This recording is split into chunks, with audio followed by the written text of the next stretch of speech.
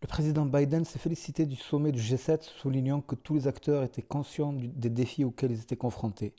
Tout d'abord, une fin de pandémie du Covid qui doit marquer la relance de l'économie.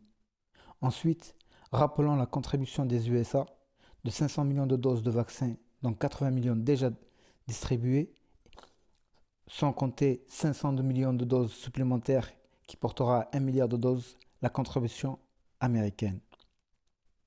Pour les USA, il s'agit surtout de faire face à de futures pandémies, car pour Biden, le risque est réel. Il s'agit donc de se servir de cette crise du Covid afin d'en tirer les conséquences et être prêt à affronter le futur.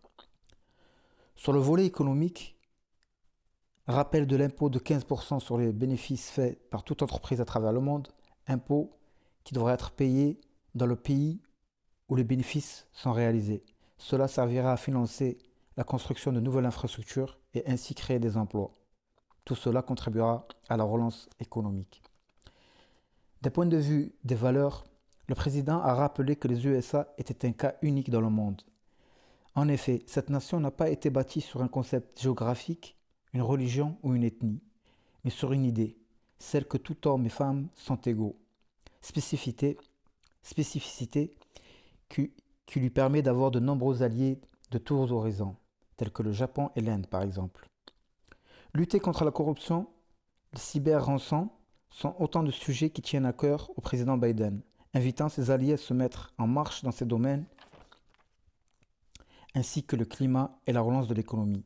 Il fait savoir que les USA feront leur part de travail. Les États-Unis d'Amérique sont de retour à table.